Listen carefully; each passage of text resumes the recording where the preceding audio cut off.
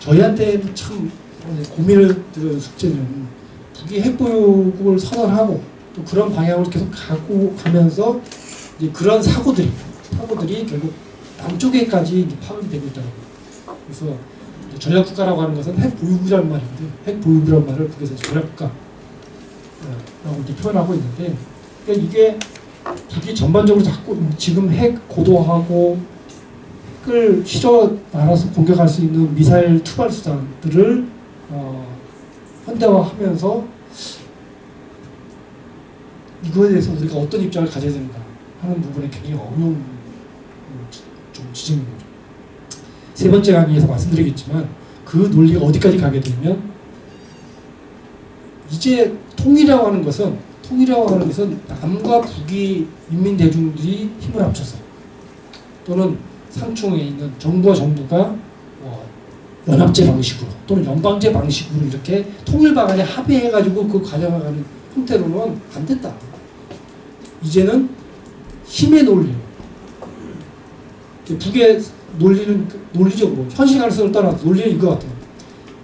우리는 핵을 가짐으로써 남쪽보다 우월한 부분에 이제 있고 군사적인 부분에서 남쪽보다 이제 우월한 지역으로 가고 있다. 근데 경제가 굉장히 낙후되어 있다. 그러니까 우리는 경제적인 부분에 남쪽 일정 수준 또는 남쪽과 이렇게 문호를 개방했을 때 일방적으로 쏠림 현상, 경제적인 균형을 어느 정도 맞추는 그런 부분에 주력하겠다. 이런 거죠. 그러니까 군사적인 힘, 정치적인 힘, 경제적인 힘을 통해서 이게 담보를 가지고 남북 간의 통일이라고 하는 문제에도 접근을 해야 된다라고 하는 생각인 것 같아요. 자, 그 구체적인 방안은 뭐냐라고 했을 때 제가 보기에는 아직 북도 없는 것 같아요. 그러니까 오랫동안 이 분야에서 활동하는 사람들, 우리로 치면 통일부, 국장, 차관, 실무 담당자 이런 북쪽에 그런 사람들이 있을 거 아닙니까? 북쪽에 그러면 통일전선부에서 오랫동안 활동하는 사람. 그래 아니 뭐야? 라고 만약에 물어본다면 잘 대답 못할 것 같아요. 기본 방향만 지금 현재 제시되어 있다. 이거는 2016년도 7월 때 북이 정부 대변인 성명으로 우리 비핵화 협상을 하기 위해서는 이러이런 조건을 미국이 들어줘야 우리 나간다라고 한 겁니다. 8년 전 됐지만 제가 보기에는 북이 앞으로 미국과의 대화에 나올 때는 우선적으로는 이걸 또 요구할 것 같아요. 비핵화 5대 조건. 주한미군 나가야 된다. 응? 한국 내에 지금 들어와 있는 핵무기 다 없다고 그러는데 우리한테 확인시켜주라. 이거고. 그 다음에 핵을 장착할 수 있는 전략무기가 한반도에 들어와서는 안 된다. 항공모함이 부산항에 들어오고 안 되고. 핵폭탄 투하하는 전폭기들이 한미 합동연습 때 전기돼서는 안 된다. 등등. 저게 너무 근데 저런 조건을 다 받은 다음에 협상 테이블에 미국이 과연 앉을까요? 북쪽도 그걸 알 거라고 저는 생각합니다. 그래서 이 부분에서 어떤 한 부분, 어떤 또 결합돼서 어떤 한 지점, 또는 그 과정으로 가는 어떤 중간 단계, 예를 들면 한미 합동 군사 연습을 중단한다든지, 한미 합동 군사 연습을 한미일 군사 연습을 저기 일본 앞바다에서 한다든지, 저기 하와이의 앞바다에서 삼국 연합 훈련을 한다든지, 이런 형태라면 이제 북의 입장에서는 그러면 그 다음 단계로 가는 이거는 굉장히 신뢰할 수 있는 실질적인 조치라고 판단되는 조치가 있을 때 다시 대화에 나올 가능성은 충분히 열려 있는 게 아니에요. 북이 아까 이제 핵 보유국 북한이라고 하는 제목으로 얘기했습니다. 과연 북이 핵을 보유하고 있느냐, 핵 보유국인가라고 하는 측면에서 보면 이론이 있을 수 있습니다. 근데 현실에서는 핵폭이 맞다. 핵무기를 갖고 있고 이미 6차례 핵실험을 했고 핵무기를 갖고 있고 그 핵무기를 어쨌든 우리 입장에서 보면 우리 한국의 전역을 타격할 수 있는 투발선을 가지고 있고 핵보유국이라고 볼 수 있는 거죠. 다만 인정을 안 하는 거죠. 우리가 공식적으로 아직까지 북을 공식적으로 핵 보유를 우리 인정할 수 없다. 또 북이 실제로 그 핵무기를 갖고 있는 걸 알겠는데, 개발한 걸 알겠는데, 그 핵을 진짜 쏠 수 있는 능력이 있느냐, 그거 아직 우리한테 검증을 못했다. 그게 아까 그 얘기죠. ICBM 같은 경우, 장거리 미사 같은 경우는 재진입 기술. 너네 전부 다 단축거리로 그 모형 쐈는데 실제로 쐈을 때 그게 다시 들어올 때 불타올 가능성이 너무 높지 않느냐. 그런 얘기예요. 두 번째로는 너네 핵무기인 거 알겠는데 핵 덩어리가 있는 거 알겠다. 핵무기라고 하는 이 거대한 폭탄이 있다. 그거 미사일에 너네 장착해 쏠 수 있느냐. 한번 쏜 적이 없잖냐. 근데 그걸 실험을 어떻게 해. 그러니까 핵을 얼마큼 소형 경량화 했냐라고 하는 부분이, 그러니까 북을 보고 지금 핵 실험을 하라는 얘기인지 해서 입증을 하라는 것인지 하지 말라는 건지 좀 이게 애매합니다. 사실은. 어쨌든 공식 인정 안 하지만 핵을 보유하고 있다. 그러면 북이 지금 제가 말씀드린 북이 명약 관하하게 핵 보유를 했을 때 핵 무기의 소형화 전술핵을 만들 수 있는 그걸 쏠 수 있는 수단으로서 미사일 뭐 등등 이런 조건들을 완전히 갖추기 위해서 북이 굉장히 하고 있다는. 그래서 그 시험들을 계속 하고 있고 그 시험이 끝나면 이제 실전 배치를 하는 것이죠. 그래서 저도 이 무기 체계 잘 모르지만 한마디로 말씀드리는 겁니다. 옛날에는 미사일을 쏠 때 또는 장거리 미사일 쏠 때 그 미사일에 들어가는 연료가 있을 거 아닙니까? 그걸 이제 액체 연료를 썼다는 거죠. 그러려면 액체를 주입을 하고 늦어도 3일 안에 써야 돼요. 그러니까 액체를 주입하고 있으면 이미 다 유성을 보고 얘네들 뭐 72시간 이내에 쏜다. 그러면 마음만 먹으면 그 지점을 먼저 타격할 수 있죠. 고체 연료는 뭡니까? 항상 장착되어 있는 거죠. 그래서 액체 연료 기반한 단거리, 중거리 미사일, 그다음에 장거리 편도 미사일 등을 지금 다 고체 연료 기반으로 해서 이제 바꾸고 있습니다. 그래서 지금 최종 버전이 화성 18호까지 해서 고체 15,000km를 날아갈 수 있는 이론적으로 날아갈 수 있는 시험 능력을 보여주고 있어요.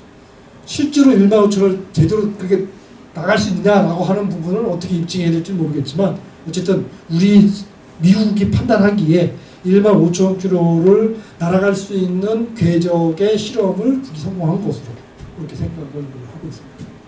15,000km면 미국 전역을 타격할 수 있는 실거리를 확보했다는 것이죠. 물론 핵탄두의 무게에 따라서 그 이제 날아가는 거리 뭐 이런 것들은 다릅니다. 저기 파란색으로 이제 칠해져 있는 저게 지금 북이 핵심적으로 추진하고 있는 국방부에 추진하고 있는 5대 과제들입니다. 그래서 북이 미사일을 개발하고 쏘니까 우리는 어떻게 대응합니까? 그것에 대해서 요격할 수 있는 무기들을 하죠. 예를 들면 이번에 이제 하마스와 이스라엘 전쟁 해보니까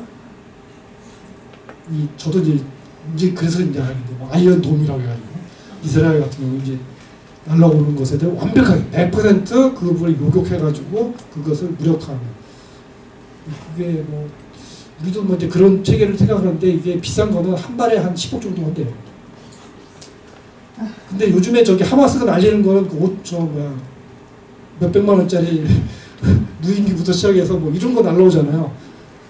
그것에 대해서 이제 조그만 거 쏴도 1억, 뭐 10억, 뭐 이런 거로 이제 대응을 하는 그런 부분인데, 우리도 이제 그렇게 하죠. 그러니까 또 북에서 뭐라 합니까? 그러한 요격을 할 수 없는 초고금속, 막 5 이상의 그런 속도를 갖는 이 미사일 개발이다. 이게 과연 이 정도의 속도로 과연 여기서 미사일을 쏴서 그걸 분주시켜서 다 요격할 수 있느냐라고 하는 또 이제 경쟁 시스템인데 국방이라고 하는 것이 경쟁으로 들어가면 창과 방패의 싸움인 거죠. 누가 더 계속 튼튼한 방패를 만들 것인가, 누가 더 날카로운 이 창을 만들 것인가라고 하는 그런 부분에서 지금 남과 북이 이제 확실한 그런 경쟁 시스템으로 가고 있고 그런 부분들을 이제 고체 연료에 기반한 형도로 가는 겁니다. 한 가지만 더 말씀. 옛날에 이런 요격체에 우리가 얘기하고 막 미사일 얘기할 때 장사정포라고 해서 불바다 얘기할 때도 이제 보통 얘기 장사정포. 그러면 북에서 1만 발 한 번에 전체 다 장사정포를 한 번에 그냥 이쪽으로 쏴버리면 10,000발의 포탄이 서울을 불바다로 만든다. 뭐 이렇게 이제 얘기를 했죠. 그런데 당시에 다 통틀어도 북의 장사정포가 10,000발이 안 돼요. 근데 이제 그렇게 하는 거죠. 그런데 옛날에 장사정포는 우리가 알듯이 옛날 그 연평도 포격이나 얘기하는 것처럼 이 땅속에 있는 문을 열고 장사정포가 위로 나와서 포가 위로 나와서 거기서 이렇게 쏘잖아요. 그러면 지금의 우리의 기술로 따지자면 그 문이 열리면 벌써 우리가 그 지점을 무력화할 수 있어요. 그리고 요즘에 우리가 많이 쓰고 있는 그 원점 타격이죠. 북이 도발하면 원점을 우리가 타격을 해서 그걸 완전 수색을 만든다. 라고 한다는 거죠. 그러면 자, 북이 지금 쓰는 방사포를 쐈어요. 저기 어디 개성쯤에서 쐈다. 그러면 거기를 원점 타격해가지고 쐈을 때 이미 그 쏜 포 차량은 없다는 거죠. 지금 왜냐면 어디 그림 있을 때 다 차에 트럭에 방사포를 배치를 해가지고 포를 쏘고 그리고 이동하는 거죠. 다 이도식 차량의 근거에서. 그러니까 액체식 ICBM은 세워놓고 연료를 주입해서 빵 쏴야 되는데 고체들은 그냥 이동 투과지단에 싣고 가다가 쏠 수 있다는 거죠. 그러니까 우리가 여기 뭐라고 합니까? 원전 타격을 해서 막 한다고 하니까 북이 다양한 플랫폼을 보여줍니다. 예를 들면 기차에서 쏜다든가. 왜냐면 기차가 달리다가 터널을 지나고 터널 나오자마자 포를 쏘아요. 그럼 그 기차 달린 형태에서 계속 그 이동을 하고 있는 거죠. 그래서 완벽한 요격 체계라고 하는 게 가능한 것인가? 그렇지 않다면 우리는 새로운 사고의 전환을 해야 되는 거죠. 평화의 시스템을 만드는 비용과 그리고 완벽한 요격체를 만드는 비용에 어디에 우리가 더 중점을 둬야 되는가라고 하는 부분이 생각을 해봅니다. 그리고 적어도 남북대화가 열리고 북미가 대화가 열리는 그런 과정에는 이런 핵 고도화, 미사일 기술의 고도화라고 하는 부분을 우리가 잠정 보류는 할 수 있었다는 거죠. 그러면 일단은 잡아놓고 그 다음에 이 부분을 가지고 어떤 대화나 다른 형태의 시설을 만드는 이런 것이 굉장히 중요한 분야라고 생각하는 거죠.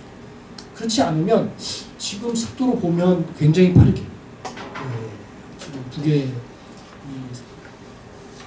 한국을 전체를 다 대상으로 예를 들면 저기 초대형 방사포 같은 경우에 600mm 방사포 같은 경우는 지금 그냥 포가 한반도 전역을 다 타격할 수 있는 그런 구조로 되어 있습니다. 그리고 옛날에는 저 포를 그냥 쏘기만 했는데 저 포에다가 유도 기능을 넣어서 이제는 정확한 지점 거기다가 또 이제 요격 회피 뭐 이렇게까지 넣어서 뭐 하는 것이죠.